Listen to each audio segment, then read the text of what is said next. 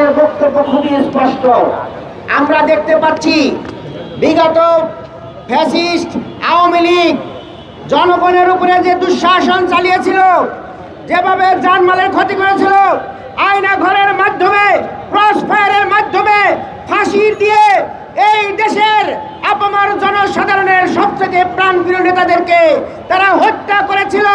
তারা শাপলা চত্বরের সে শহীদের বন্যা বয়ে দিয়েছিল।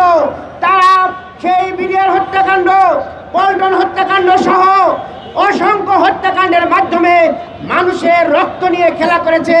সেই আওয়ামী লীগ আজ অল্প কিছুদিনের মধ্যে আবারও মাথাছাড়া দিচ্ছে। সরকার ইতিমধ্যে তাদের কার্যক্রম নিষিদ্ধ করেছে। আর আমরা বলতে চাই, তাদেরকে কোনোভাবেই রাজপথে আমরা দেখতে চাই না।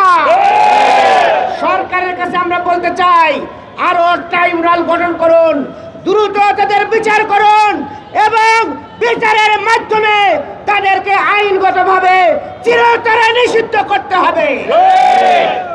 অবিলম্বে তাদের যে দোষর 14 দল জাপা সহ যাদের উপরে ভর করে তারা আগামী দিনে বিশৃঙ্খলা তৈরি করতে চাচ্ছে, তাদেরকেও নিষিদ্ধ ঘোষণা করতে হবে।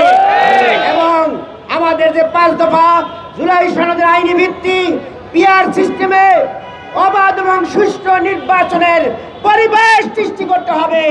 যদি আপনারা ব্যর্থ হন, তাহলে সকল দায় দায়িত্ব অন্তর্বর্তীকালীন সরকারকে গ্রহণ করতে হবে। তাই আসুন, আপনারা জনগণের চোখের ভাষা বুঝুন, জনগণের মুখের ভাষা বুঝুন। আমরা জনগণের পক্ষ থেকে যে 5 দফা দাবি দিয়েছি, এই 5 দফা দাবি মেনে নিয়ে ফেব্রুয়ারিতে নির্বাচনের অনুষ্ঠান করে আপনারা জনগণের হাতে জনগণের ক্ষমতা দিয়ে আপনারা বিদায় নেবেন, সেই উদাত্ত আহ্বান জানিয়ে আমার বক্তব্য এখানে শেষ করছি। সবাইকে ধন্যবাদ।